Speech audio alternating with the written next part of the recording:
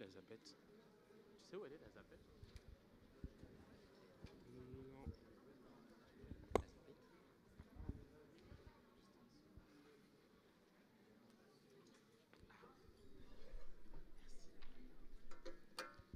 Bonjour à tous, prenez place, installez-vous.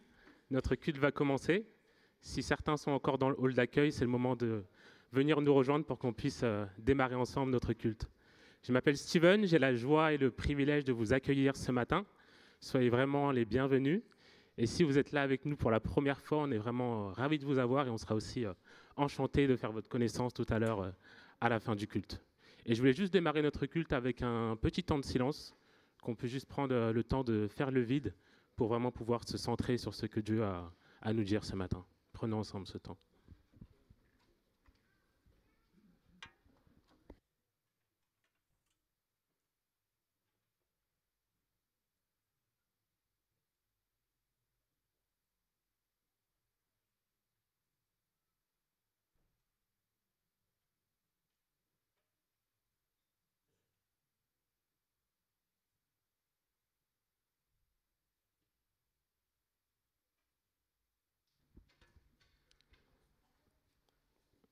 Seigneur mon Dieu, merci pour la grâce et le privilège de pouvoir se retrouver tous ensemble ce matin dans ta maison. Nous sommes tellement reconnaissants de pouvoir vivre la communion fraternelle. On a tant de frères et sœurs dans le monde entier qui n'ont pas cette chance et cette possibilité de se retrouver tous ensemble librement. Alors nous voulons vraiment être reconnaissants pour cela, Seigneur. On prie que tu sois au milieu de nous ce matin, que tu viennes guider et conduire tout ce que l'on va vivre, Seigneur. Seigneur, on veut faire ce culte non pas pour nous-mêmes, non pas pour notre propre plaisir, mais vraiment pour t'honorer et te glorifier. Car tu es le roi des rois, notre sauveur, et nous voulons te rendre toute la gloire ce matin, Seigneur. En ton nom, j'ai prié. Amen. Lorsque j'étais à la préparation baptême, il y a maintenant 3 ans, notre cher frère Evis nous a partagé une anecdote assez poignante sur un des héros de la foi.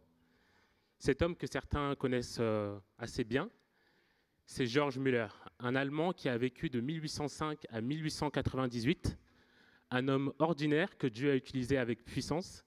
Et pourtant, au départ, ce n'était pas gagné, puisque très jeune, il s'attirait pas mal d'ennuis avec son frère. Et je ne vais pas vous refaire toute son histoire ce matin, mais seulement vous partager quelques éléments qui me paraissaient importants. Il faut savoir que George, il a déménagé à Bristol, en Angleterre, à un moment de sa vie.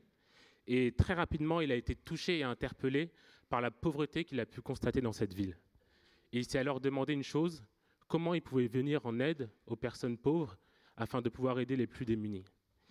Et à ce moment-là, Dieu va alors lui mettre à cœur une chose, fonder un orphelinat pour venir en aide aux enfants et pouvoir prendre soin d'eux. Et c'est ce que Georges va faire, il va créer un orphelinat, puis d'autres orphelinats, et au final, il prendra soin de plus de 10 000 enfants.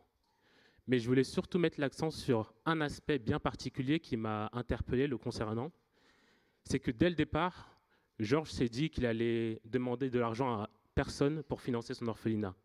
Il s'est dit qu'il allait simplement prier Dieu et lui demander d'agir.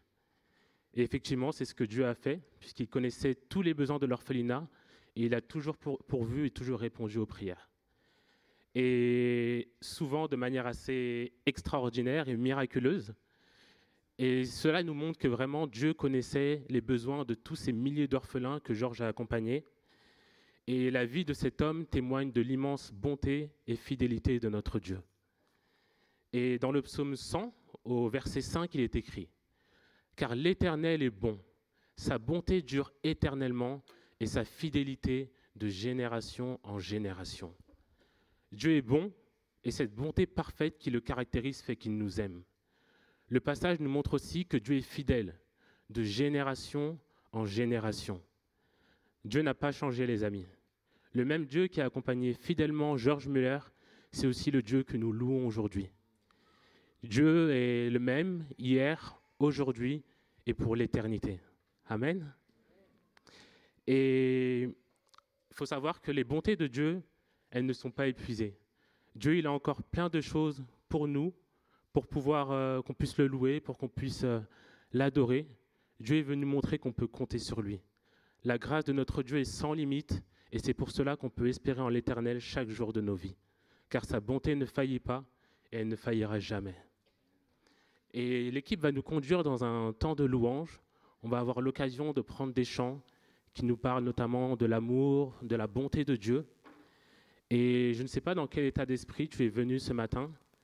Peut-être qu'en ce moment, c'est compliqué pour toi, peut-être que ces derniers jours, ces dernières semaines, ou peut-être même ces derniers mois, tu passes par des épreuves ou des souffrances. Mais je veux vraiment t'encourager ce matin à pouvoir tourner les regards vers Dieu. Si tu as des sujets de reconnaissance, alors vraiment merci Seigneur. Mais quoi qu'il en soit, ce matin, je veux t'inviter à pouvoir fixer les regards vers notre Dieu qui est bon et fidèle. Car Dieu t'aime et il veut être à tes côtés à chaque saison de ta vie. Et il y a ce passage dans le psaume 28 au verset 7 qui nous dit « L'Éternel est ma force et mon bouclier. C'est en lui que mon cœur se confie et je suis secouru. Mon cœur est dans la joie et je le loue par mes chants. » Alors c'est ce que je vous invite à faire ce matin. Alors sans plus tarder, je vous invite à vous lever afin qu'on puisse ensemble célébrer notre Dieu.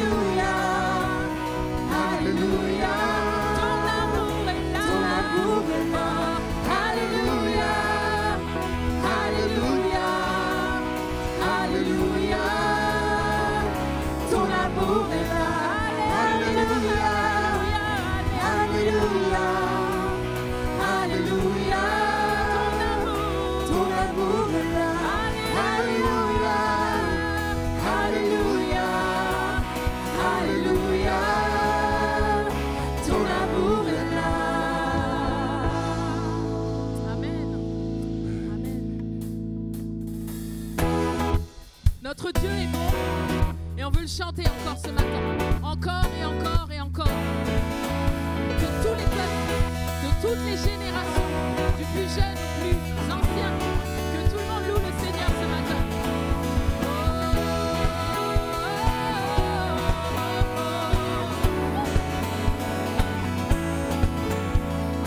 Dieu, tu es bon et ta grâce envers nous se renouvelle chaque matin.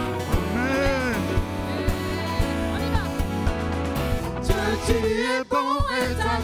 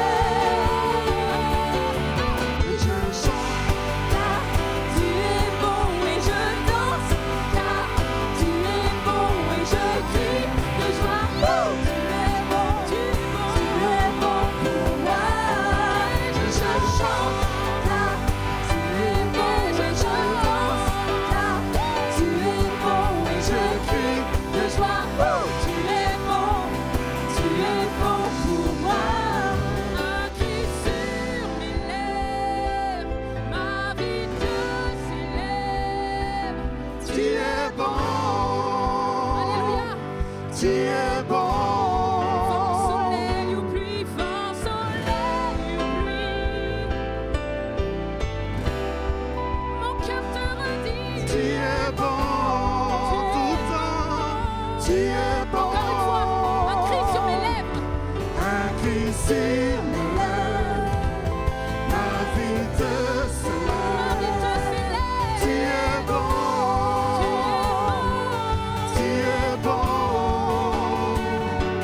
Vent, soleil, Qu'il y ait du vent, du soleil ou de la pluie. Mon Mon cœur cœur te redit que tu es bon. Tu es bon. Tu es bon. Et je chante car tu es bon. Je danse car tu es bon. Et je Crie. de joie. Tu es bon pour moi. Et je chante car tu es bon. Et je danse car tu es bon. Et je crie de joie. Tu es bon. Tu es bon pour moi. Tu es bon. Tu es bon. Tu es bon. Tu es bon pour moi. Tu es bon. Tu es bon. Tu es bon pour moi. Tu es bon. Tu es bon. Tu es bon pour moi. Tu es bon. Tu es bon. Tu es bon pour moi. Et je chante.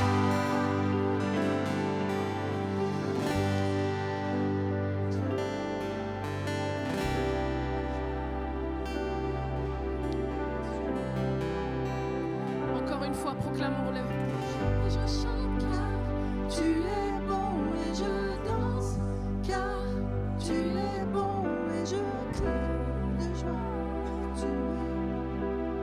Tu es bon pour nous. Amen. Amen. Amen. Notre Dieu est tellement bon. Si notre Dieu est pour nous, qui sera contre nous? Si Dieu est avec nous, qui pourra nous arrêter? Qui s'opposera à la volonté de Dieu dans le projet qu'il a pour toi, dans ta situation, dans ton épreuve? Si Dieu est avec toi, personne ne sera contre toi. Amen. Il est le Dieu admirable. Il est le Dieu inébranlable. Ça veut dire ce que ça veut dire. Notre Dieu est merveilleusement bon.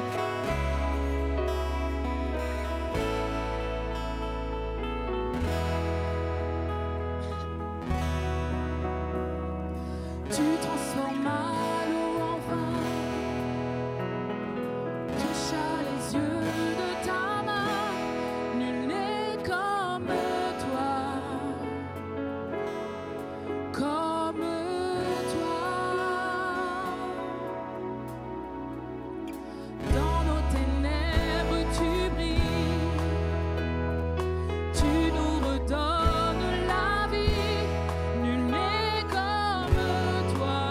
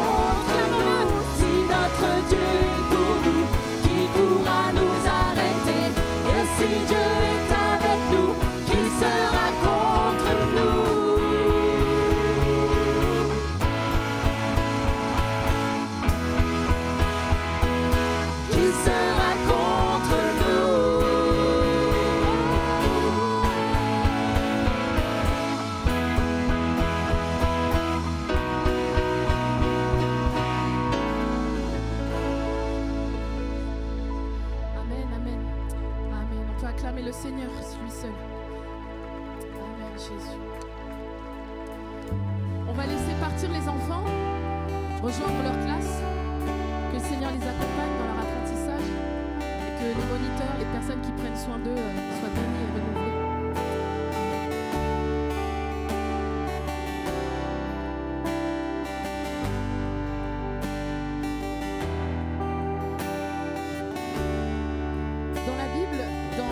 Le livre de Romains au chapitre 8, versets 38 et 39, il est dit « J'en ai la certitude, ni la mort, ni la vie, ni les anges, ni les principautés célestes, ni le présent, ni l'avenir, ni les abîmes, ni aucune autre créature, rien, non rien, ne pourra me séparer de l'amour de Dieu qui est dans le Christ Jésus notre Seigneur. » Amen. Rien ne peut nous séparer de cet amour profond et puissant. Et c'est ce qu'on veut chanter maintenant.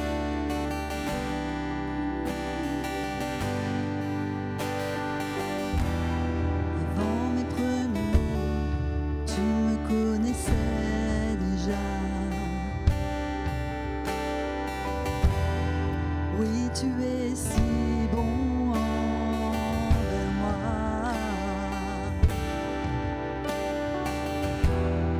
Avant mon premier souffle, tu as mis ta vie en moi. Oui, tu es si tendre envers moi. Oh, l'amour renversant, extravagant, infini de Dieu. Sans faiblir, il me cherche, il me poursuit, me ramène à lui. Je suis indigne et sans mérite, mais pour moi tu t'es livré. Oh, l'amour renversant, extravagant, infini de Dieu.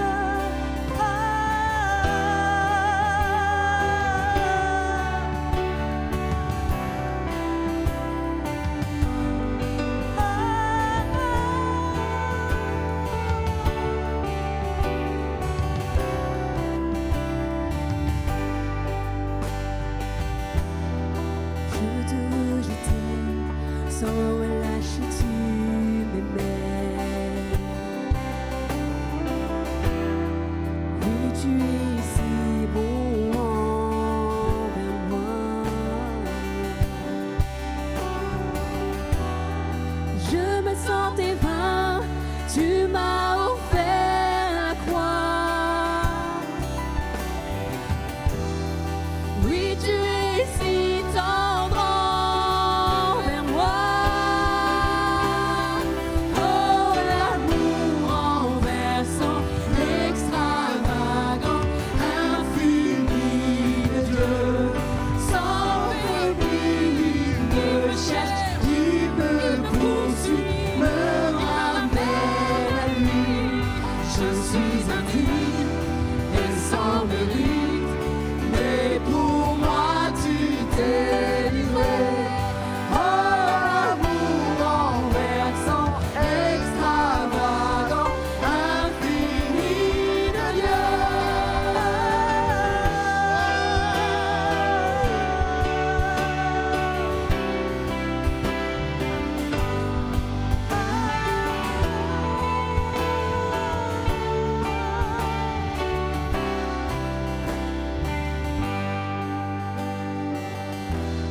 Qu'une ombre n'est trop sombre, ni mon trop élevé, pour que tu me cherches.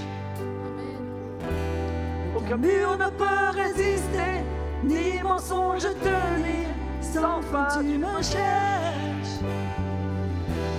Aucune ombre n'est trop sombre, ni mon trop élevé, pour que tu me cherches. Aucun mur ne peut résister, ni mensonge tenir, sans fin tu me cherches. Aucune ombre n'est trop sombre, ni mon trop élevé, pour que tu me cherches. Aucun mur ne peut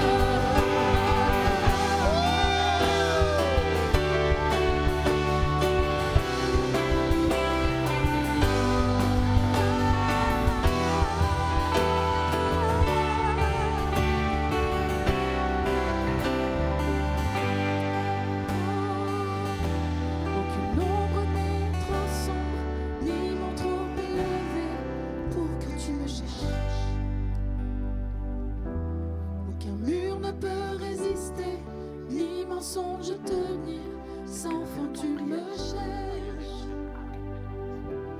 Aucune ombre n'est trop sombre qui montrerait la vie que tu me cherches. Mais on ne peut résister, des mensonges tenir, sans fin tu me cherches. Aucun mensonge qui n'a été proclamé ne peut tenir. Aucun mensonge qui a été proclamé ne peut tenir devant notre Dieu. Tu peux commencer à élever ta voix, à dire merci Seigneur. Tu peux commencer à avoir le cœur dans la reconnaissance. Je suis indigne et sans mérite. Et tu as donné ta vie pour moi. Il a donné sa vie pour toi. Seigneur, nous te louons, nous t'adorons, Jésus. Que des voix s'élèvent pour remercier notre Dieu.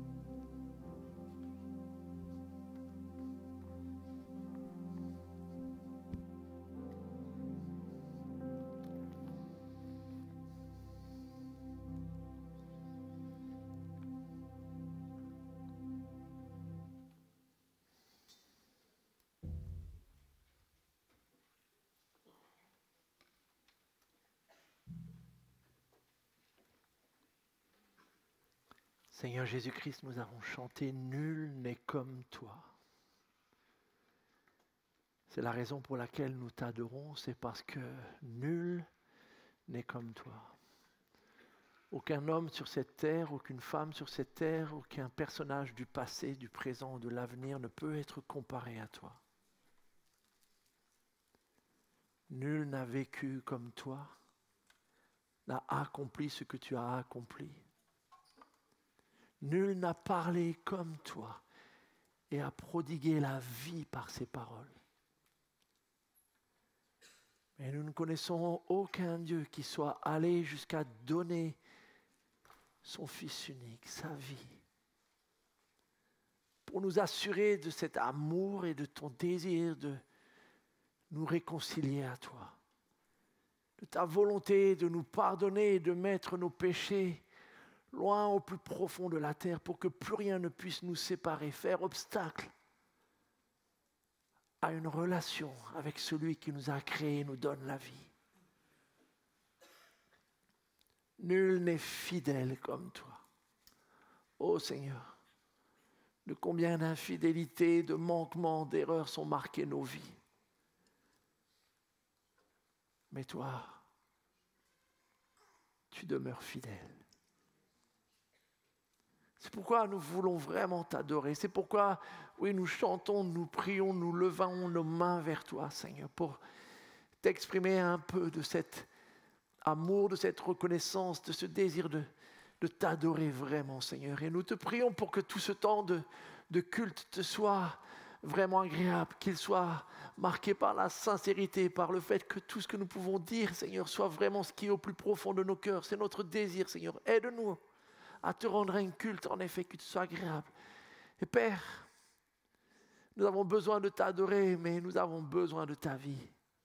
Plus que tout, de ta vie en nous, de ta vie parmi nous, dans ton peuple, Seigneur. C'est pourquoi nous te prions aussi de nous visiter ce matin, de souffler sur nos vies par ton Esprit Tout-Puissant qui crée et recrée, pour rendre ta parole intelligible à nos cœurs et nous permettre ainsi de mieux te connaître, de mieux te comprendre et de pouvoir marcher avec toi. Nous voulons être des hommes et des femmes qui marchent avec toi. Bien souvent à contre-courant de tout ce que la société nous dira, mais peu nous importe, Seigneur, pourvu que nous marchions avec toi. Seigneur, fais-nous cette grâce. Et ce matin encore, parle-nous par ta parole. Parle-nous par cet évangile de Marc. Parle-nous, Seigneur, que nous puissions réellement te voir, t'entendre, te suivre, Seigneur, ce matin. C'est notre prière à tous, Seigneur, et nous la faisons en ton nom, Jésus. Amen. Amen. Bonjour à tous, frères et sœurs. Vous allez bien? Ça va? Merci à notre équipe louange, merci à notre cher Steven pour nous avoir conduits et aidés à tourner les yeux vers notre Seigneur. Quelques questions pour vous ce matin. Si vous êtes honnête, combien d'entre vous diraient ce matin que la semaine que vous venez de vivre a été fatigante? Ah, pas autant que j'aurais pensé. Je pensais que toutes les mains allaient se lever. Mais voilà, en tout cas, il y a des semaines. Si ce n'est pas celle-là, c'est peut-être celle d'avant. Peut-être certains, toutes les semaines, sont fatigantes, épuisantes. Deuxième question. Combien d'entre vous pensez que demain matin, quand vous verrez vos collègues, si vous les voyez, sauf ceux qui ont peut-être posé leur lundi, vous pourriez dire « Je me suis reposé durant ce week-end ». Ah, quand même, mais apparemment, tous ceux qui ont passé une semaine fatigante n'envisagent pas que le week-end puisse être ressourçant ou reposant. Ça laisse songeur. Combien d'entre vous pensez que Jésus voudrait qu'on respecte le sabbat?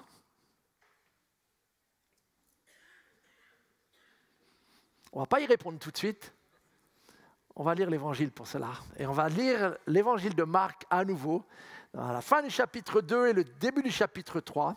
Deux événements de la vie de notre Seigneur Jésus, côte à côte, probablement de façon très intentionnelle de la part de Marc, parce que les deux touchent autour de cette question du sabbat, donc du jour de repos, qui était au temps de notre Seigneur le samedi, pour nous aujourd'hui, et puis qui a basculé au cours de l'histoire de l'Église avec la résurrection sur le dimanche pour nous. Et on va voir un petit peu ce qui se passe dans ce passage et tenter de répondre à cette question. Donc Marc chapitre 2, et à partir du verset 23, je vous fais la lecture. Donc un jour de sabbat, un jour de repos, Jésus traversait des champs de blé et ses disciples, tout en marchant, cueillaient des épis. Les pharisiens, donc des hommes religieux et zélés pour observer le plus scrupuleusement possible la parole de Dieu, la loi telle qu'il la comprenait, le firent remarquer à Jésus, « Regarde, pourquoi tes disciples font-ils le jour du sabbat ce qui est interdit ce jour-là » Jésus leur répondit, « N'avez-vous jamais lu ce qu'a fait David ?» Donc le roi David, un personnage de l'Ancien Testament, lorsque lui et ses compagnons ont eu faim et qu'ils n'avaient rien à manger. Qu'est-ce qu'ils ont fait? Eh bien, David est entré dans le sanctuaire de Dieu, à l'époque du grand prêtre Abiatar, et il a mangé les pains exposés devant Dieu, ce qui était interdit, puisque ces pains étaient pour seulement les prêtres. Que seuls les prêtres ont le droit de manger. Et il en a donné aussi à ses hommes. Et Jésus ajouta, le sabbat, le repos, a été fait pour l'homme. Et non l'homme pour le sabbat. C'est pourquoi le Fils de l'homme est aussi maître du sabbat. On bascule dans nos Bibles au chapitre 3, mais c'est le même thème. Jésus entra de nouveau dans la synagogue, c'est la fameuse synagogue de Capernaum, là où il ne cesse d'aller depuis les premiers chapitres de Marc. Et là, dans cette synagogue, il s'y trouvait un homme avec la main paralysée. Et on le surveillait, donc Jésus, attentivement pour voir s'il le guérirait un jour de sabbat. Il voulait ainsi, dans le cas où il fait cela, pouvoir l'accuser. Jésus dit à l'homme, à la main infirme, « Lève-toi, mets-toi là, au milieu. » Puis Jésus demanda aux autres, « Est-il permis, le jour du sabbat, de faire du bien ou de faire du mal? A-t-on le droit de sauver une vie ou faut-il la laisser se détruire? » Personne ne dit mot. Jésus promena sur eux un regard indigné, profondément attristé par la dureté de leur cœur. Et il dit à l'homme, étends la main. Il la tendit et elle fut guérie. Et aussitôt les pharisiens sortirent de la synagogue et allèrent se concerter avec des membres du parti d'Hérode sur les moyens de faire mourir Jésus. Jésus veut-il que nous respections ou pas le sabbat? Alors peut-être tout d'abord un tout petit rappel historique de où vient ce fameux sabbat. Et peut-être vous le savez déjà, mais en tout cas c'est la première mention, on va dire officielle quelque part de ce jour-là. Et dans le livre de l'Exode, le deuxième livre de la Bible, au chapitre 20, à un moment donné où le peuple d'Israël vient d'être libéré d'un esclavage en Égypte et où sur le mont Sinaï, Dieu va communiquer ses lois au travers de son serviteur Moïse. Et dans ces lois, ces fameuses 10 lois, les 10 commandements, le 4e commandement touche à la question du sabbat. Et voici comment il est formulé pour la toute première fois. Pense à observer le jour du sabbat, fais-en un jour consacré à l'Éternel. Tu travailleras 6 jours pour faire tout ce que tu as à faire. Mais le 7e jour est le jour du repos consacré à l'Éternel ton Dieu. Tu ne feras aucun travail ce jour-là. Ni toi, hommes et femmes, mais ni ton fils, ni ta fille, ni ta servante, ni ton bétail, ni l'étranger qui réside chez toi. Car en 6 jours, l'Éternel a fait le ciel et la terre, la mer et tout ce qui s'y trouve. Mais le 7e jour, il s'est reposé. Avec l'institution de ce 4e commandement et de ce respect à observer le jour du sabbat, Dieu voulait que son peuple comprenne que c'est fini. Vous n'êtes plus esclaves en Égypte. Votre identité, votre statut n'est plus défini par les Égyptiens et son pharaon, n'est plus défini par le travail incessant de 7 jours sur 7, Désormais, votre identité se trouve en moi, votre Dieu, votre libérateur. Je veux que vous réappreniez à vivre selon mon rythme, selon qui je dis que vous êtes, selon cette communion avec moi. Et du coup, c'est pour ça que Dieu va jusqu'à dire, prenez exemple sur moi en évoquant ce texte de la création, où en effet, dans ce rythme du repos, on voit Dieu qui travaille sur des 6 jours symboliques, et qui marque ensuite, après ce temps de création parfait, un temps de repos pour savourer la bonté de tout ce qui a été créé. Et donc Dieu leur dit, prenez exemple sur moi désormais, que je puisse être celui qui définit votre identité. Avec un tel commandement, aujourd'hui pour nous, on leur dit, mais rien de plus facile à observer. Moi je suis preneur, un jour de repos. Et pourtant, quand on lit les textes qui suivent juste après les événements, on va voir que le peuple va avoir beaucoup plus de mal qu'on n'aurait pu le penser à pouvoir accepter ce nouveau rythme, cette nouvelle habitude. Parce que les habitudes sont tenaces. S'arrêter, se reposer en Dieu, résister à la tentation de prouver qu'on a de la valeur par son travail, etc., par ses activités, eh bien, ce n'est pas si facile que ça. Donc, ça va être un vrai défi au départ. Mais peu à peu, en effet, le sabbat et le respect du sabbat va commencer à définir le mode de vie du peuple d'Israël. Toutefois, comme les modes de vie évoluent, il va falloir régulièrement actualiser un peu la manière de le mettre en pratique. Et c'est là où les chefs de l'Église religieux vont jouer un grand rôle. C'est quand certaines choses changeront un peu le quotidien, le passage d'un métier d'agriculteur à celui d'éleveur, etc., etc., des nouveaux corps de métier, des nouvelles activités. Il va falloir dire, ça, je peux encore le faire ou pas le faire le jour du sabbat. Et c'est là où les chefs religieux vont passer beaucoup de temps à expliquer et à pouvoir répondre aux questions de leurs compatriotes sur ce qu'ils peuvent faire ou ne pas faire le jour du sabbat. Et c'est dans ce contexte-là qu'apparaît tout d'un coup nos 2 histoires de Jésus et cette confrontation avec la manière de concevoir et de pratiquer le sabbat. Et le premier choc, il vient justement un jour de sabbat parce que les disciples de Jésus enfreignent au moins a priori 2 lois. Tout la première, c'est que Jésus et ses compagnons ont l'air d'être en train de marcher et de traverser des champs. Et ça, il y a un premier problème. Pourquoi ? Parce que le jour du repos, vous n'étiez pas censé marcher plus de 1999 pas. Passer ce chiffre, donc 2000 pas et plus, c'était plus simplement se déplacer, c'était un travail. Et donc, cela vous était interdit. Certains ont marché pour venir au culte ce matin ? Vous avez vérifié vos pas ? Mais donc voilà, ça c'était la première chose déjà qui pourrait éventuellement poser problème. Mais ce n'est pas le cœur. La deuxième chose, c'est qu'ils cueillent des épis. Alors ça, vous aviez le droit de cueillir des épis dans un champ sans aucun problème, même si ce champ ne vous appartenait pas, à la condition que vous n'utilisiez aucun outil, mais que simplement, voilà, à la main, vous puissiez ramasser quelques épis. Mais là, un gros problème, c'est que ce qu'ils font, ils le font un jour de repos, un jour de sabbat, alors qu'ils ne sont pas en train de mourir de faim. Et donc là, ce qu'ils sont en train de faire n'est plus une simple activité, mais est un travail. Et les chefs religieux qui, depuis quelque temps, vous avez vu suivre Jésus un peu à la trace, réagissent aussitôt et ils ne s'adressent pas vraiment aux disciples. Eh les gars, vous n'avez pas le droit, mais plutôt à Jésus, regarde, et ça ne te choque pas, tes disciples-là. C'est ce qu'ils sont en train d'essayer de faire. Les pharisiens le firent remarquer. Pourquoi tes disciples font-ils ce qui est interdit ?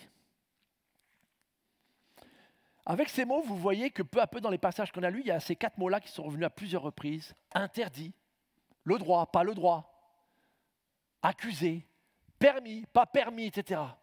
Et tout ce registre, ce vocabulaire un petit peu, nous montre comment, quelque part, peu à peu, ce fameux jour du repas à observer, où vous-même et tous ceux qui étaient dans votre maison devaient se reposer, se consacrer à l'Éternel, est devenu peu à peu d'une complexité incroyable parce que maintenant, on passe son temps à essayer de réfléchir. Ça, pas le droit, permis, pas permis, j'ai le droit, on va m'accuser, pas m'accuser, on va me juger, pas me juger, etc. Et donc, vous imaginez qu'avec toutes ces différentes évolutions, la notion de repos a été perdue. La notion finalement de savourer cette journée-là a complètement disparu parce que vous avez une espèce de police religieuse qui observe les moindres faits et gestes. C'est comme si vous vous promeniez un dimanche après-midi et dès que vous avez un voisin qui ramasse ses feuilles mortes dans son jardin, on est dimanche ? etc., etc. Ou aller laver sa voiture ou je ne sais quoi d'autre. Donc vous voyez que peu à peu, il y a une forme de déviation quelque part, d'égarement par rapport à toutes ces questions de règles. Le jour du repos n'est plus un jour de repos, mais un jour d'interrogation perpétuelle sur ce que j'ai le droit de faire. Et il y en avait plein, apparemment, en tout cas, on avait décliné un commandement en plus de 300 et quelques règles. Donc vous imaginez, parce que du coup, il fallait les connaître, ces règles. Mesdames, vous saviez que vous n'aviez pas le droit de vous regarder dans un miroir le jour du sabbat? Ben oui. Parce que si jamais vous regardez dans un miroir et que vous apercevez un cheveu blanc, vous allez vouloir l'arracher. Et ça, c'est travail. Donc, il y a des choses qui peuvent nous faire rire, mais vous voyez en tout cas l'évolution de la complexité. Et quelque part, il y a quelque chose qui peut nous aider à comprendre cela. Qui sait en quelle année le code de la route pour la France a été inventé? Qui a une idée? On a des moniteurs auto-école, non, dans l'église? Le code de la route tel qu'on le connaît a été inventé en 1921.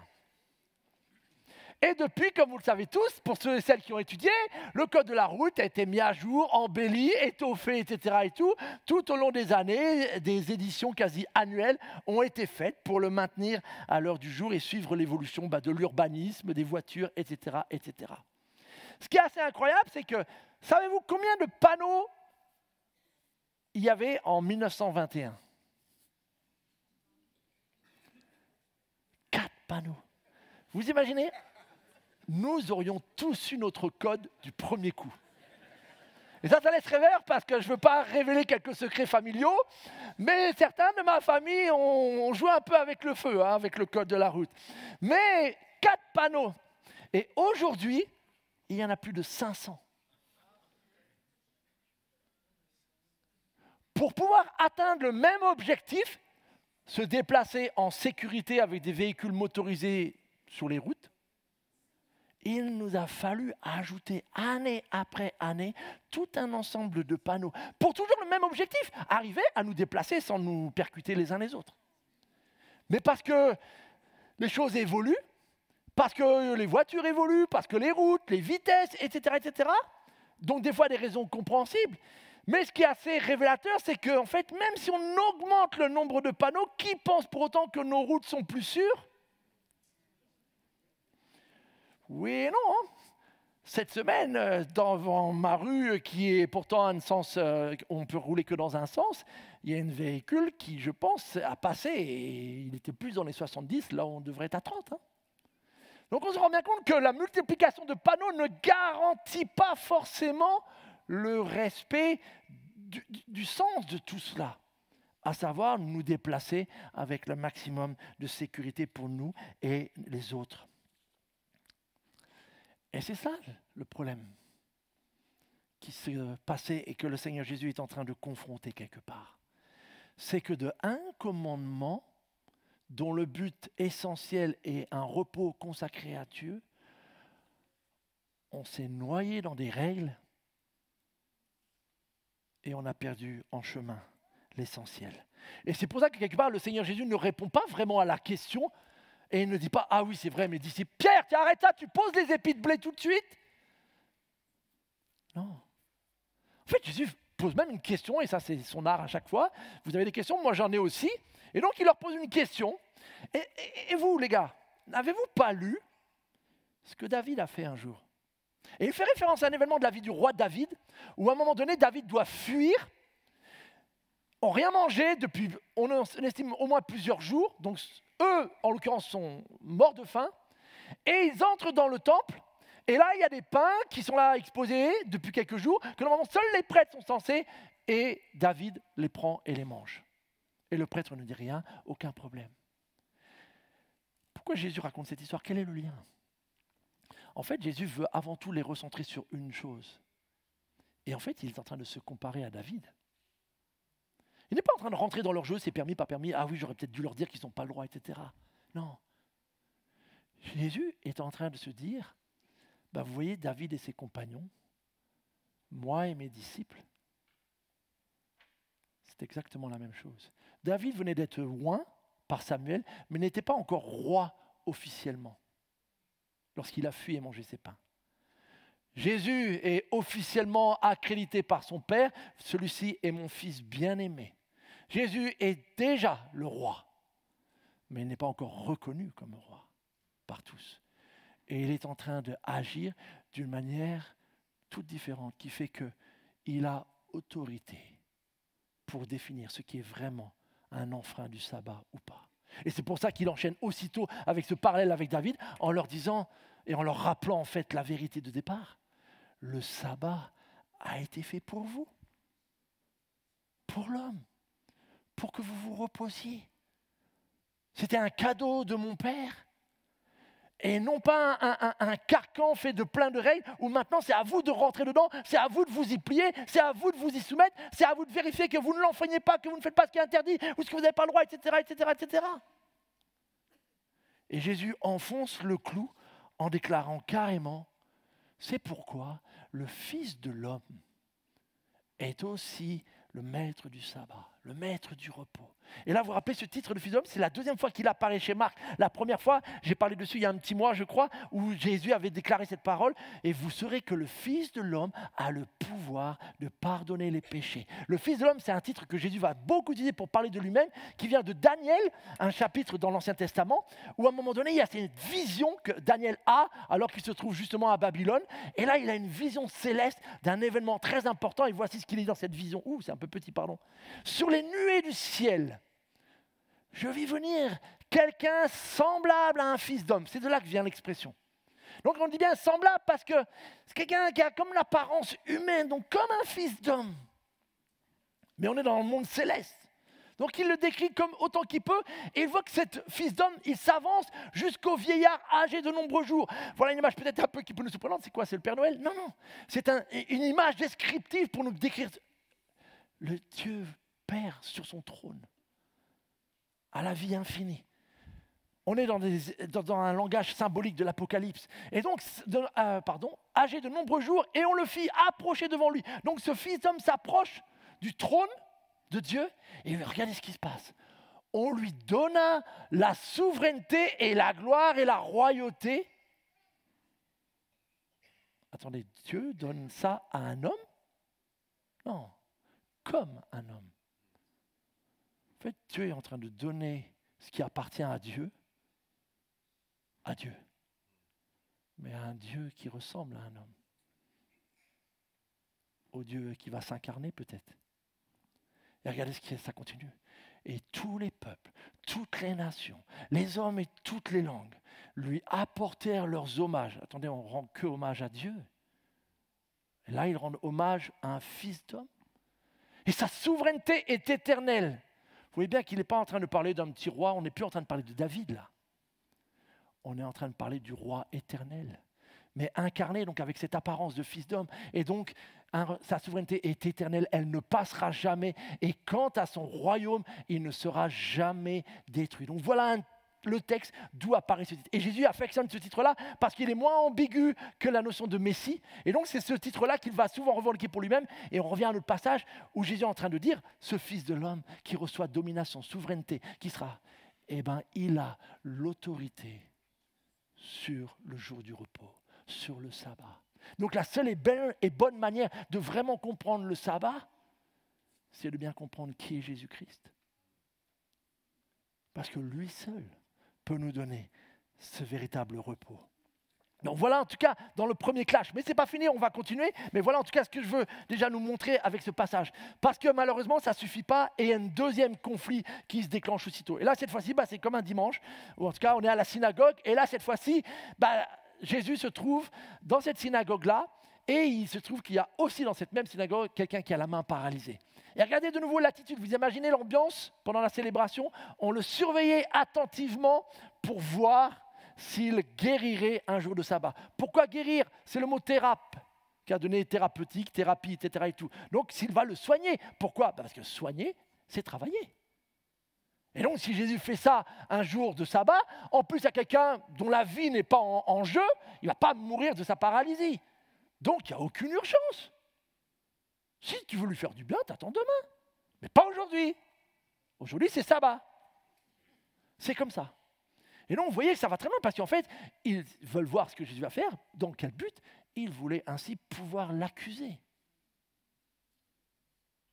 Il ne se demande pas, est-ce qu'il va arriver à le guérir?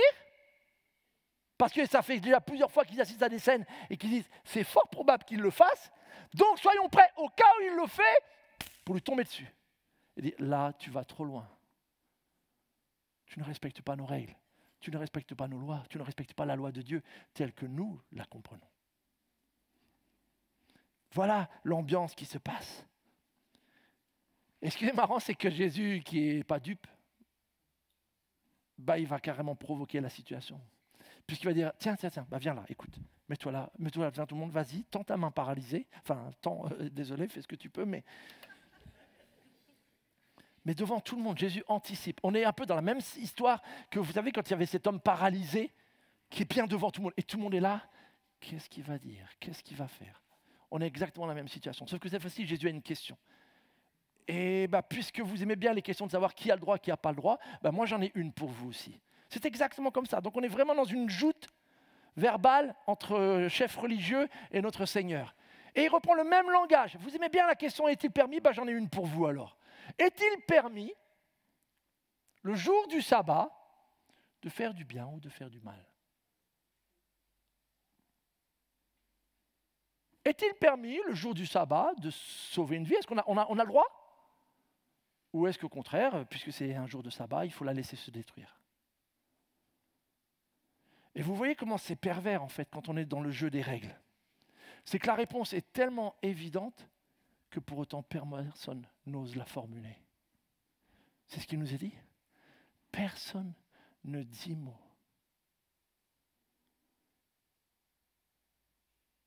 Les gens ne sont tellement plus sûrs de ce qu'on peut faire ou de ce qu'on ne peut pas faire, que quand on leur demande est-ce qu'on peut faire le jour du sabbat, ce jour où Dieu s'est reposé, ce jour où Dieu a savouré toute sa création et dans lequel il nous invite à entrer, on n'est plus sûr si on peut faire le bien ou le mal. Et c'est pour ça, et honnêtement, le semeur, ils sont très soft sur la suite du passage. Parce que la vérité, c'est qu'il n'est pas du tout dit indigné. Je respecte comment ils ont traduit, mais ce n'est pas ça le mot. Le mot qui est derrière indigné, c'est qu'il est dit, c'est que Jésus est en colère. Donc pensez pas que la colère de Dieu, c'est que dans l'Ancien Testament. Là, en l'occurrence, quand Jésus voit son propre peuple dans une synagogue, dans un lieu religieux, dans un lieu où on devrait tourner vers Dieu, on devrait connaître Dieu et de savoir que personne n'est capable de dire « Oui, le jour du sabbat, on peut faire du bien. C'est même un jour où on doit faire du bien. » Personne n'ose répondre. Eh bien, Jésus est en colère contre ces gens-là. Je dis « Mais vous êtes devenus quoi ?» C'est là où on en est rendu, mes concitoyens. Vous ne savez même plus ce qui est bon. Mais c'est quoi votre sabbat? C'est quoi toutes ces règles qui vous empêchent de pratiquer le bien maintenant?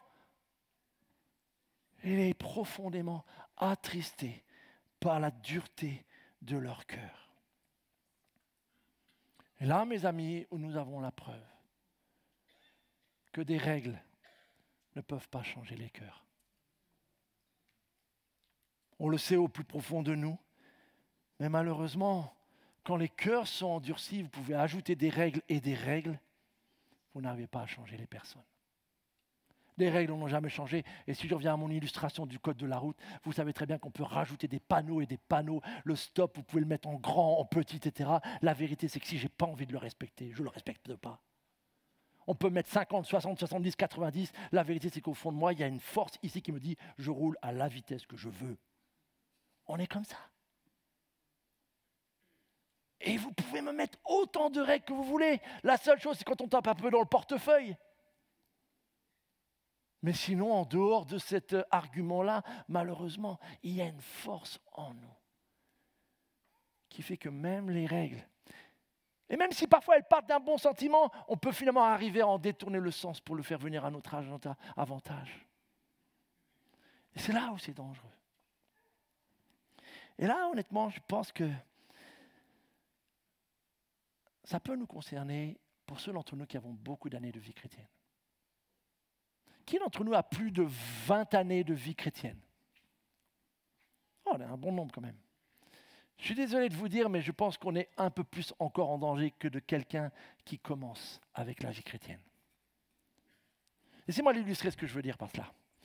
J'ai entendu un jour cette histoire d'un jeune couple qui s'est rencontré et qui a fait ses premières marches romantiques au bord d'un magnifique lac avec la vue sur la montagne, un magnifique paysage. Et ils aimaient tellement ce lieu, il leur était tellement attaché, il évoquait tellement de merveilleux souvenirs qu'ils se sont dit, le jour où on pourra financièrement, on fait construire notre maison devant ce lac avec la vue sur ce beau paysage.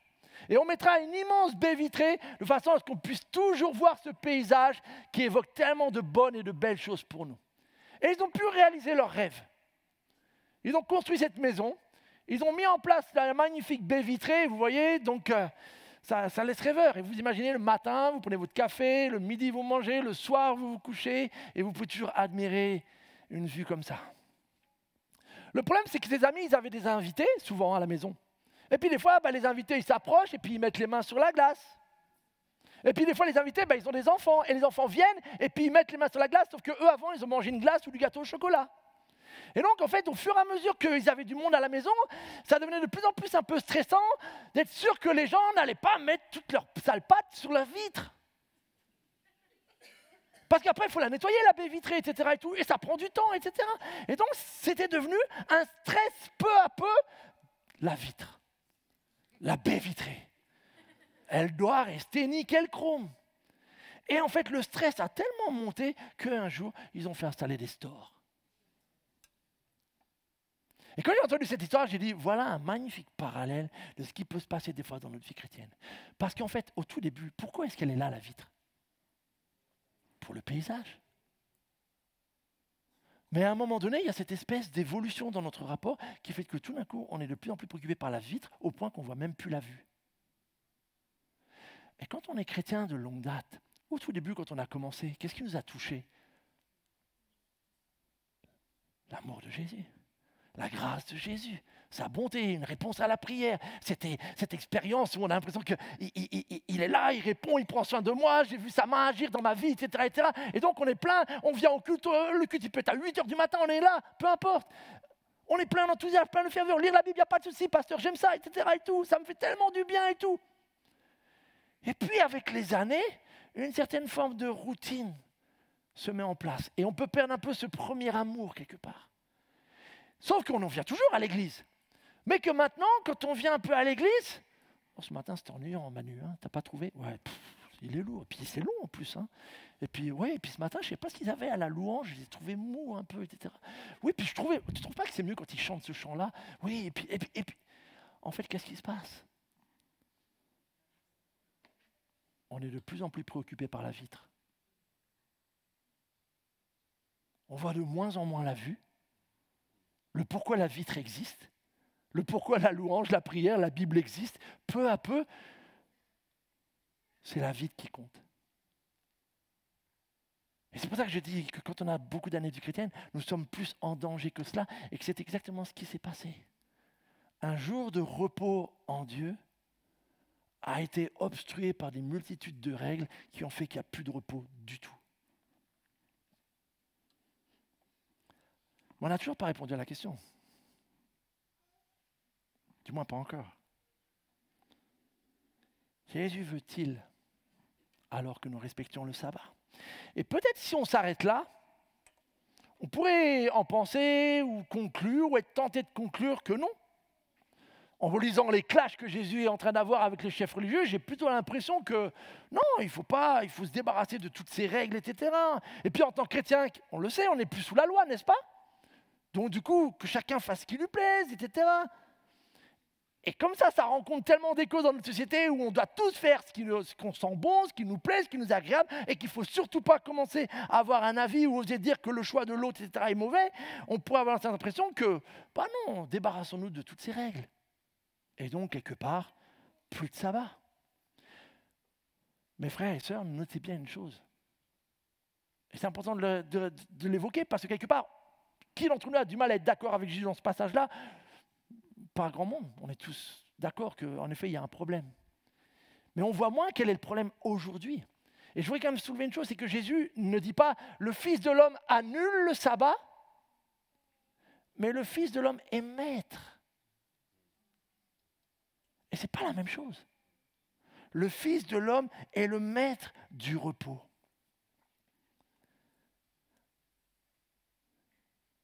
Qui sait quand est-ce que le mot week-end est apparu dans notre vocabulaire?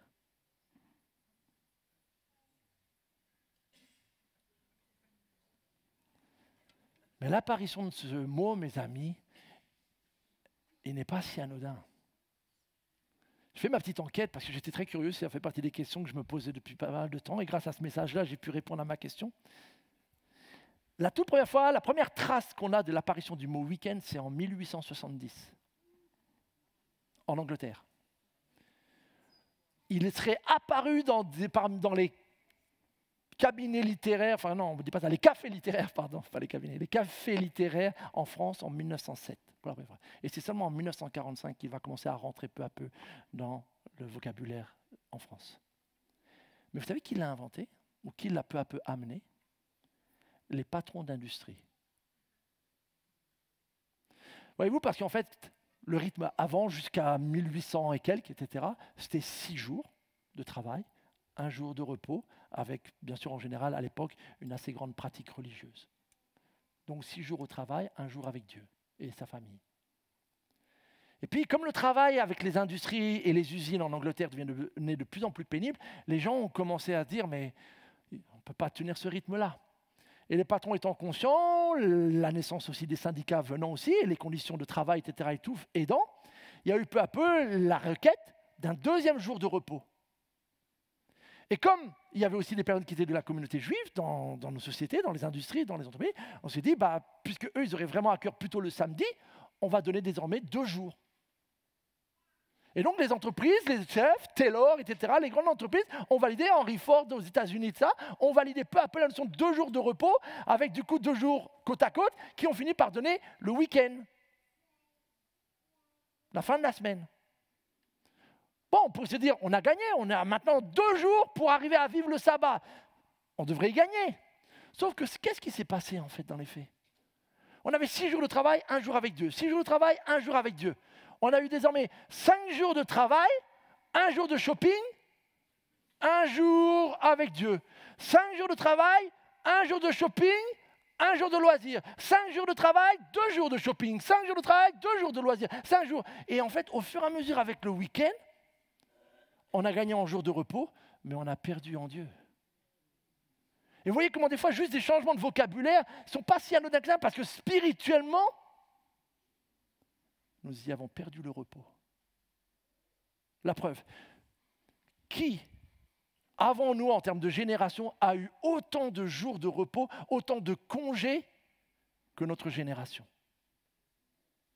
D'un point de vue simplement factuel, même si on peut parler des conditions de pénibilité, etc., mais d'un point de vue simplement factuel, nous sommes la génération qui n'a jamais eu autant de jours de repos, autant de jours de vacances. Moi, j'ai un grand-père dont je suis très fier. En 1936, il était dans les manifestations avec la CGT, parce qu'il était roulant SNCF, pour demander 2 semaines de vacances. Donc, quand il m'a fait voir la photo, j'ai la photo de lui où il tient la pancarte, etc. Et tout. 2 semaines de vacances. Donc, c'est génial. Merci, papy. On a gagné. Et maintenant, on en a 5. Et maintenant, on a des jours, etc., etc. Et puis, en plus, maintenant, j'ai tous les loisirs que je veux pour remplir ces jours de vacances. Et pourtant, qui dirait aujourd'hui qu'on est plus reposé que les générations d'avant?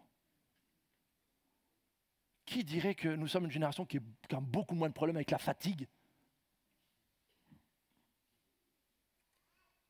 Mes amis,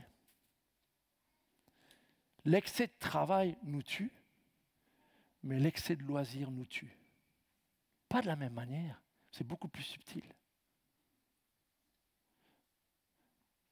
Mais à moins de goûter à un repos en Dieu, vous pouvez avoir des week-ends de 4 jours, vous serez toujours claqué à la fin de votre week-end de 4 jours. Vous pouvez avoir des vacances qui n'en finissent plus, vous serez toujours claqué à la fin de ces vacances qui n'en finissent plus. Parce que si nous ne retrouvons pas le repos en Dieu, il n'y a pas de vrai repos en fait.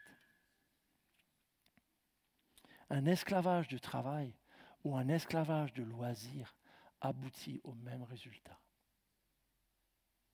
C'est bizarre, mais c'est vrai. Je voudrais faire une expérience. Tim, allez Tim, désolé, t'es bien. Tu es tellement beau avec ta casquette. On va faire une expérience. Je l'ai faite à Roissy, ça a très bien marché, donc j'espère que je ne vais pas me planter. Viens, Tim, s'il te plaît. Rejoins-moi sur l'estrade. Ah oui, par contre, il nous faut... J'aurais besoin de... Est-ce que je peux avoir ce micro-là, Michael? Ça a l'air bon. Attends, donne-moi 2 secondes que je me prépare. Tu connais le psaume 23? Oh, tu connais par cœur, voilà. Écoute, écoute. Voilà un beau psaume qu'on aime tous dans l'assemblée. Il évoque, il parle de repos. Alors, attends, laisse-moi juste préparer une petite chose. Voilà, c'est magnifique. Ok. Est-ce que tu peux nous lire le psaume 23, s'il te plaît, Tim? Prends ton temps. L'Éternel est mon berger. Je ne manquerai de rien. Grâce à lui, je me repose dans des prairies verdoyantes. Et c'est lui qui me conduit au bord des eaux calmes. Il me revigore et, pour l'honneur de son nom, il me conduit sur le droit chemin. T'accélères, attention. Si je devais traverser la vallée où règne il est des trop doué, pestes... c'est un musicien en fait. J'essayais de respecter au début. Voilà, il essayait de respecter. Mais je l'ai fait à Roissy. Et donc au début, Alain, merci Tim, un grand merci pour d'avoir été le cobaye spontané. Bon, à Roissy, c'est l'avantage, on a une bonne acoustique où on n'est pas nombreux, donc ils entendaient bien mon métronome toute l'église. Et du coup, il y avait Alain qui lisait le texte, et au début, il démarre très tranquillement. Et puis au fur et à mesure où le tempo s'est accéléré, il s'est embrouillé, le psaume 23 est devenu je ne sais quoi, etc. Pourquoi? En fait, mon simple souhait avec cette petite illustration, c'est de montrer que quelque part, il y a un rythme adapté à chaque chose. On est tous d'accord? Et le sabbat, une des manières en tout cas de le comprendre, c'est justement l'invitation à vivre au rythme de Dieu, à un rythme sain, S-A-I-N, pour toi et pour moi. Or, le problème avec le fait que malgré plus de jours de repos, malgré des week-ends de 2 jours au lieu de 1, etc., notre rythme ne fait que s'accélérer. Notre rythme ne fait que aller en accélérant. Or, le sabbat a pour but d'apprendre à retrouver un rythme. Un temps pour travailler, un temps pour s'arrêter, un temps pour se reposer, un temps pour savourer la création, un temps pour se réjouir en famille, un temps pour contempler notre Dieu. Et la notion de rythme est cruciale. Et je dois le dire parce que, voyez-vous, même des collègues pasteurs se font piéger par ça. Si tu n'apprends pas à vivre avec un rythme et à savoir t'arrêter, c'est ton corps qui le fera pour toi. Et parfois avec des conséquences qui peuvent mettre du temps à être restaurées. Donc ce n'est pas un petit sujet. C'est pour ça que je ne veux absolument pas qu'on tire la conclusion de ce que notre Seigneur a comme discussion avec les pharisiens, dire « Ah, ben donc le sabbat, c'est plus pour nous. » Mais en même temps, et c'est là que est peut-être la frustration, parce qu'on est toujours avec cette question, alors Jésus veut-il qu'on respecte le sabbat? J'allais dire quelque part oui et non. Mais la dernière chose que je vais faire ce matin, et ça va peut-être vous frustrer, c'est qu'en fait, je ne peux pas vous proposer des règles. Parce que si je commence à reproposer des règles, nous allons entrer sur le même terrain miné que les chefs religieux ont probablement voulu faire au début. En disant, ben non, écoute, ça c'est quand même assez contradictoire par rapport au sabbat. Et ça, ok, ça, d'accord, mais attention. Et puis. Donc c'est pour ça que nous ne pouvons pas trouver la solution quelque part à cette question uniquement avec des règles. Pourquoi? Parce qu'en fait, nous sommes déjà tous dans des situations différentes, à des saisons différentes de notre vie, avec peut-être des configurations familiales qui fait que la notion de fatigue, de travail, etc. n'est pas du tout la même. Et puis notre société a évolué. Donc la réponse, elle n'est pas dans quelle règle je dois appliquer Manu. Mais la question, elle est que tu dois t'interroger. À quel rythme suis-je en train de vivre? Où est la place dans ma vie de moments où je ralentis et m'arrête? Pour être comme un petit chouïa explicite dans un domaine qui me semble comme non négligeable, à quel moment j'arrive à dire à cet appareil, stop.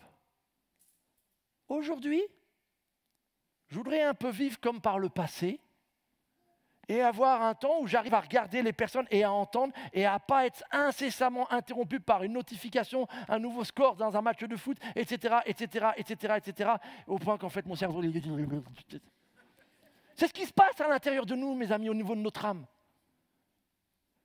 Lisez les enquêtes des psychologues, etc. et tout. C'est une réalité, ça devient presque un cas de santé, même pas national, mondial. Nous devenons fous. Et et nos enfants deviennent fous. Donc, je n'ai pas de règle. Je sais juste une chose, c'est que Jésus est le maître de ce jour et qu'il est donc probablement celui qui peut m'aider à trouver quel principe, actuellement, pour moi, pour ma vie de famille, pourrait être une manière où j'arrive à m'arrêter. À ne pas chercher à prouver mon existence en leur faisant un peu, en renvoyant un email, etc., etc. Parce que si je ne le fais pas, il va me juger, etc. On s'en balance.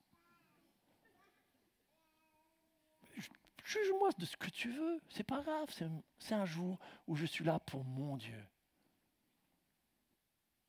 Mes amis, il y a un vrai enjeu, il y a une vraie question là pour nous. Et je veux vraiment nous encourager en tout cas à retrouver cela. Mais je dois terminer parce qu'on n'a pas fini l'histoire. Que va faire Jésus? Et là, il se passe quelque chose quand même de non anodin, on va finir avec ça. Personne ne dit mot? Alors Jésus parle. Et voici ce qu'il dit à cet homme. Étends la main. Il la tendit et elle fut guérie. À première vue, on pourrait se dire, ouais, une guérison de plus. Jésus n'arrête pas depuis les chapitres 1, vous vous rappelez, tout ce qu'on a déjà vu comme type et diversité de types de guérison. Sauf que là où c'est très intéressant, alors ce n'est pas flagrant parce que la traduction nous induit un peu en erreur, mais c'est qu'en fait, pour une fois, Marc n'utilise pas le verbe guérir, fameux thérapie. Non, il utilise un autre verbe qu'il n'utilise pas les autres fois pour les guérisons. Il utilise le verbe rétablir. En fait, on pourrait presque dire que Jésus ne soigne pas juste sa main. Il la rétablit comme au commencement. Les autres fois où le verbe rétablir est utilisé, c'est pour évoquer l'idée d'un retour au commencement. Quel commencement? Genèse 1, quand Dieu dit tout est bon et qu'il s'arrête et qu'il se repose. Il restaure. Le but du sabbat, les amis, c'est d'être restauré. C'est d'être rétabli en tant qu'homme, femme, créé à l'image de Dieu. C'est ce que ce jour-là a pour but de m'aider. Et donc, si demain j'attaque quelque part ma nouvelle semaine aussi crevée que je l'ai finie vendredi soir, il y a peut-être quelque chose qui n'a pas bien fonctionné dans mon week-end pour que je ne puisse pas vivre cette restauration, ce rétablissement. Mais là où c'est encore plus choquant, c'est qu'on pourrait se dire à nouveau, comme dans d'autres scènes, que tout le monde va se réjouir, sauf qu'il nous est dit que aussitôt. Vous vous rappelez ces hommes qui étaient là pour dire, est-ce qu'il va le soigner, pas le soigner? Parce qu'ils ne voient pas ce qui se passe vraiment. Ils ne comprennent pas que Jésus, oui, en un jour comme le sabbat, restauré. Quel plus beau jour que de redonner la vie, que de rétablir. C'est ça le sabbat. Si nous ne sommes pas restaurés, rétablis, renouvelés en un jour comme celui-ci, quel jour de la semaine va faire ça? Quel autre jour va nous permettre de vivre ce temps-là? Mais aussitôt, les pharisiens, il nous est dit, sortent de la synagogue, concertent. Et alors là, il se passe quelque chose quand même qui est assez catastrophique. Voyez-vous, les pharisiens ne pouvaient pas supporter les gens du parti de Hérode. Ils étaient des ennemis jurés.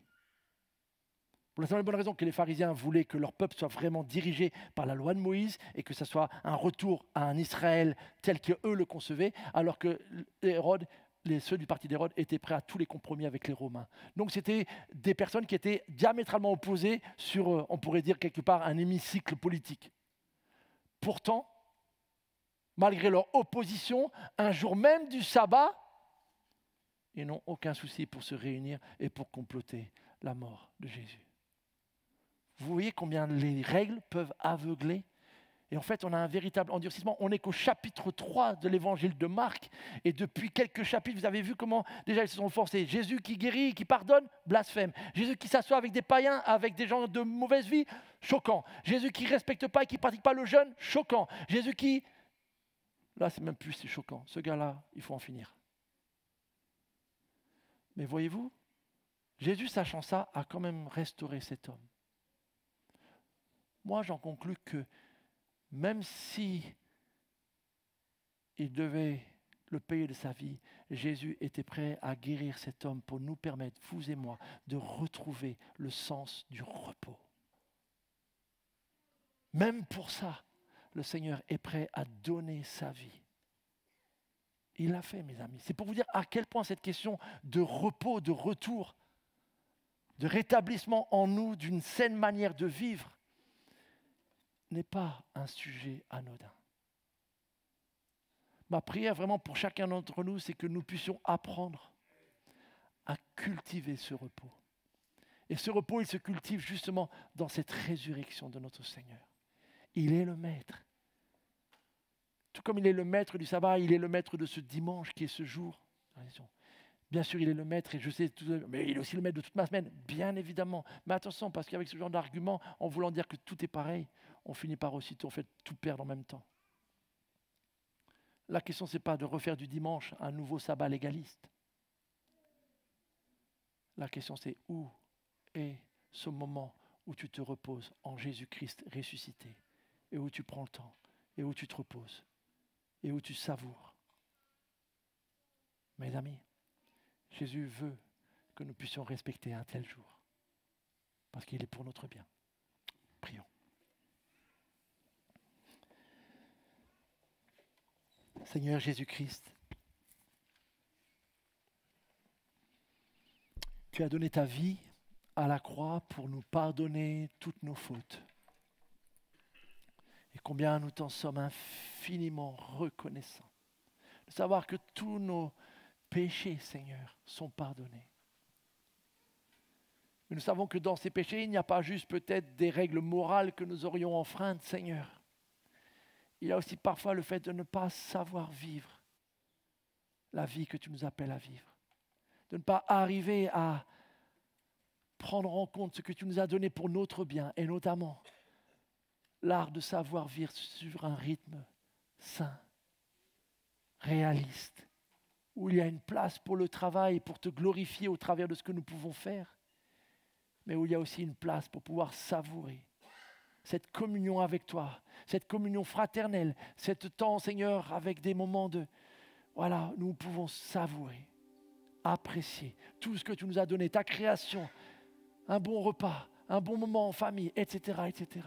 Seigneur, nous te demandons cette grâce, Seigneur, puisque tu es le maître d'une telle réalité, de pouvoir en effet faire de toi le maître de notre repos.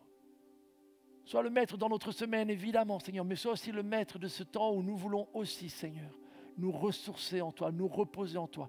Et viens, Seigneur, dans ta grâce, nous permettre chacune selon nos propres défis avec cette notion de repos. Viens nous permettre de trouver, Seigneur, des moyens concrets de vivre de tels moments.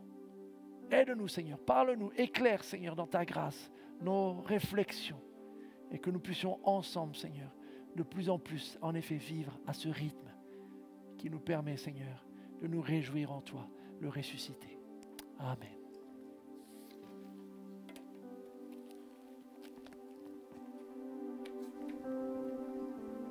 Amen.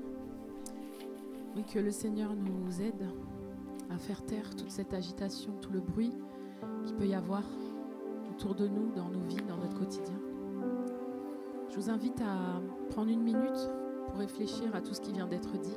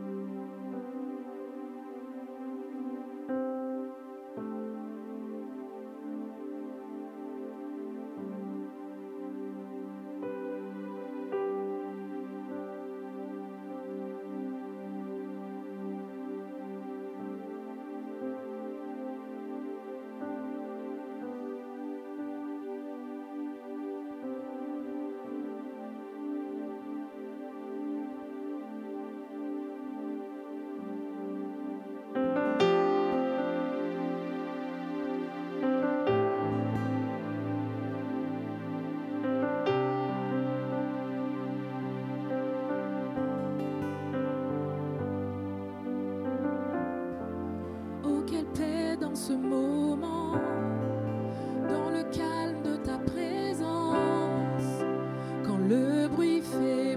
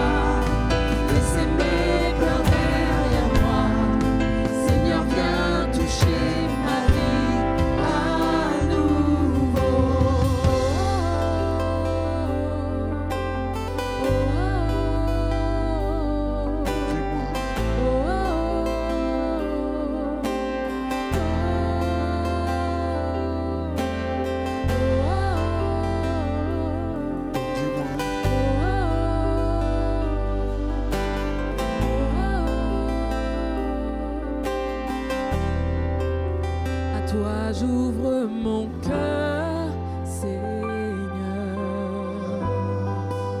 À toi j'ouvre mon cœur à jamais. Donc fais ce que toi seul sais faire. Oh, Jésus vient régner dans ma vie.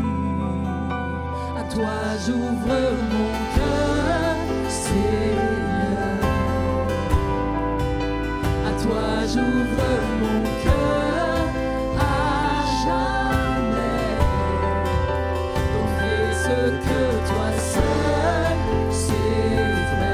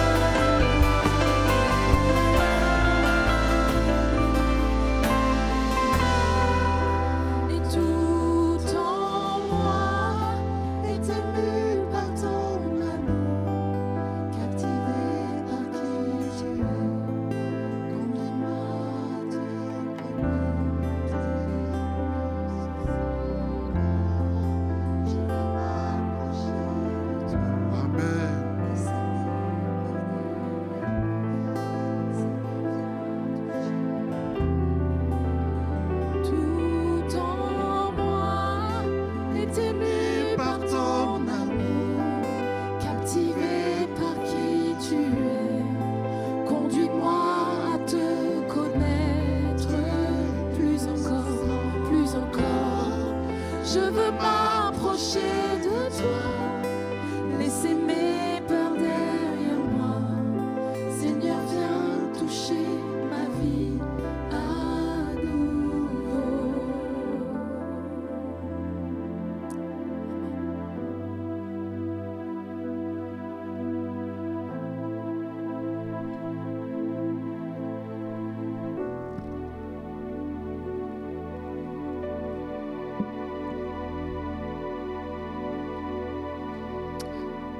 Amen.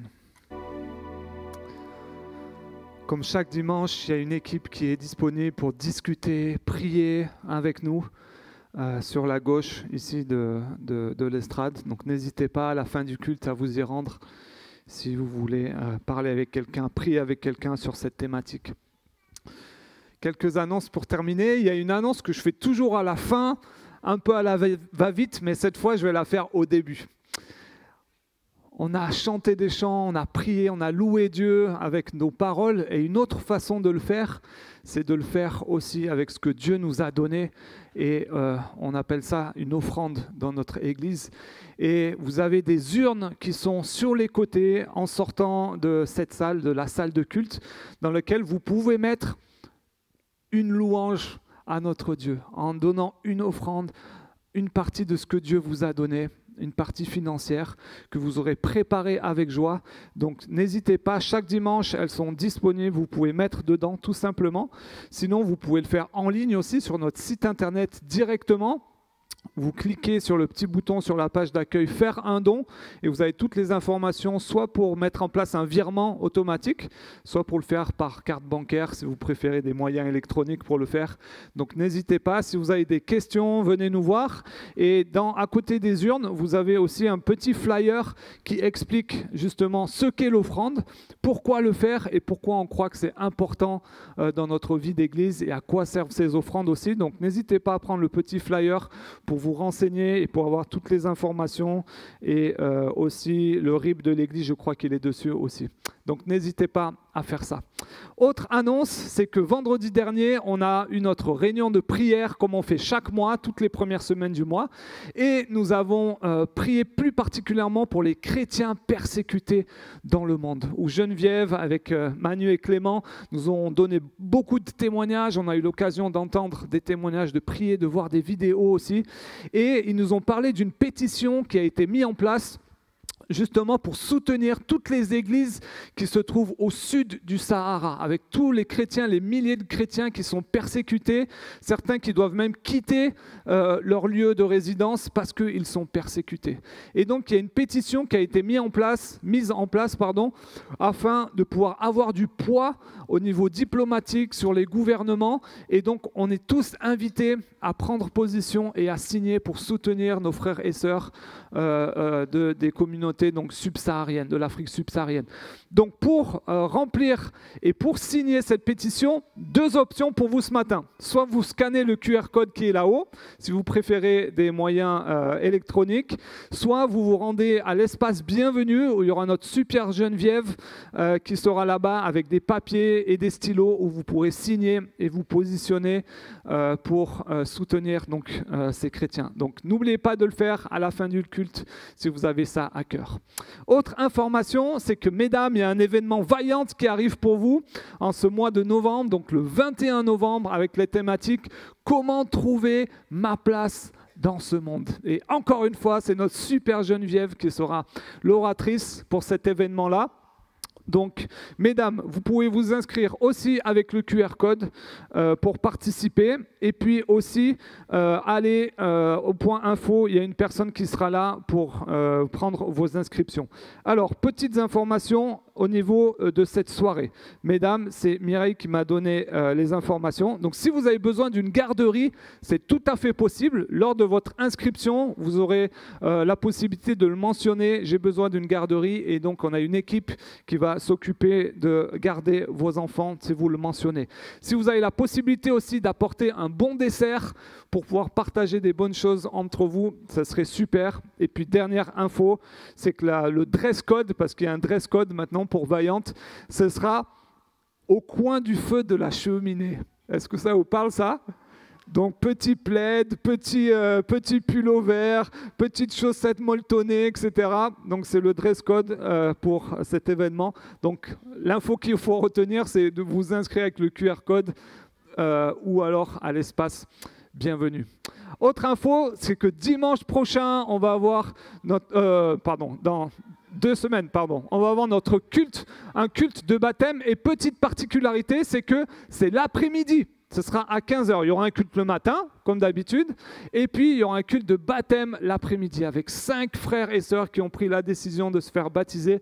Quelle joie, hein! On est trop heureux de pouvoir vivre ces cultes festifs où on entend aussi des beaux témoignages. Donc, c'est l'occasion d'inviter. Venez et invitez un grand nombre de personnes pour participer à ce moment de culte. Donc, le 23 novembre à 15h, donc l'après-midi. Notez-le bien. Et puis, on arrive, ça y est, les téléfilms de Noël commencent à sortir sur M6, vous avez vu, hein? Et c'est l'occasion de parler de Noël. Et cette année, quelle joie on a de pouvoir vivre la 4e édition, déjà maintenant, de notre Noël du cœur, où on veut, le 24 au soir, organiser un grand repas festif avec des animations pour les enfants, pour les adultes, des jeux et des bonnes choses à manger, mais surtout un grand temps de convivialité, où notre souhait, c'est que les personnes qui sont invitées puissent expérimenter l'amour de Dieu à travers nos relations, à travers la convivialité. Et donc, invitez les personnes qui sont autour de vous, qui sont seules pour ce jour-là, le 24. C'est pourquoi vous avez des flyers comme ça normalement sur vos chaises. Donc, donnez-le autour de vous si vous connaissez des personnes qui n'ont pas de programme, qui ne font rien, ou des personnes âgées, des personnes de votre famille, des personnes qui sont seules, des personnes qui sont démunies, défavorisées, que vous connaissez autour de vous. Surtout, invitez-les. Parce que ce serait tellement dommage que des personnes puissent être seules pour le 24 au soir. Et donc, pour ça, notre Église se mobilise. Et normalement, sur votre chaise, vous avez un petit papier comme ceci. Vous l'avez ou pas? Si vous ne l'avez pas, vous l'avez sur la chaise qui est à côté de vous.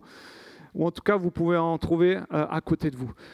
Pour participer au Noël du cœur en tant que bénévole, pour organiser l'événement, on aimerait vous demander de remplir cette petite fiche. Donc, on aimerait qu'un maximum de personnes, comme les années précédentes de notre Église, puissent participer. Si vous êtes là le 24 au soir et vous voulez cette année donner un sens particulier et participer au Noël du cœur, remplissez la colonne qui est au milieu. Et dites, moi je veux participer, m'engager et être plutôt dans l'équipe qui va faire la préparation du repas, l'équipe qui va faire le service à table, l'équipe qui va être les lutins. Les lutins, c'est les personnes qui sont assis à table et qui discutent avec les gens qui sont autour. Faire l'animation enfant, la crèche, la sécurité, être un chauffeur pour aller chercher les gens, les ramener, etc. Inscrivez-vous et cochez une de ces cases en mettant vos coordonnées en haut, évidemment. Si vous n'êtes pas là le jour J, vous voulez quand même participer, vous pouvez cocher une case pour l'avant, parce qu'avant, il y a beaucoup de choses à faire, participer à l'équipe d'éco, la logistique, le ménage, être une équipe d'invitation pour distribuer des invitations un peu partout dans Ponto, au Plessis et à Roissy, ou après l'événement, le soir, si après votre gros repas familial, vous avez la possibilité de revenir ici à l'église pour aider, vous pouvez vous inscrire aussi soit au ménage, soit à la logistique pour tout ranger. Donc, ce qu'on aimerait vous demander, c'est de au moins cocher une de ces colonnes-là, et pour qu'on puisse mieux s'organiser, cocher au moins 2 cases, pour être sûr qu'on puisse vous mettre dans une équipe ou dans l'autre. Ok? Donc, soit vous cochez soit avant, soit à la soirée, soit après, et dans chaque colonne, vous cochez au moins 2 cases, comme ça on peut vous mettre dans telle ou telle équipe. Et ensuite, les responsables d'équipe vont vous contacter et vous dire dans quelle équipe vous êtes, et puis vous donner toutes les informations pratiques. Ça va? J'ai été clair? De toute façon, on le fait maintenant depuis 4 ans, donc la plupart, vous commencez à avoir l'habitude. Donc remplissez-le et amenez-le ensuite à l'espace bienvenu. Comme ça, on va tout récolter et puis constituer les équipes pour le Noël du cœur. Et puis, dernière info pour le Noël du cœur, c'est qu'on a la particularité qu'on veut offrir un cadeau à chaque personne qui va venir. Les enfants auront des cadeaux pour les enfants, mais on aimerait aussi donner des cadeaux pour les adultes. Et chaque année, on lève le niveau de participation. Et cette année, on aimerait réunir 250 cadeaux. Vous êtes prêts à relever le défi ou pas ? Avec le nombre qu'on est, si on amène un cadeau par famille, ça devrait être easy, facile, non? Donc, dans ce sac cadeau, vous devez mettre une tasse, une boîte de chocolat, une confiture, une bougie, une carte de Noël, et vous amenez ce sac, vous avez tous les dimanches jusqu'au dimanche 21 décembre pour les amener. Et on va récolter ces 250 cadeaux et ensuite les donner à tous les invités, les personnes qui seront présents. Ça marche? Vous prêts à relever le défi?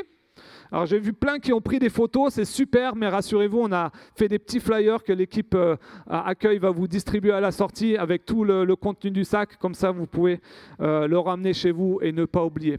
Voilà les amis, on était super contents de passer ce dimanche avec vous. On vous souhaite un bon dimanche à chacun. Prenez un petit thé, un petit café encore pour passer du temps de qualité ensemble. Et sinon, on vous souhaite bon groupe de maison cette semaine et à dimanche prochain.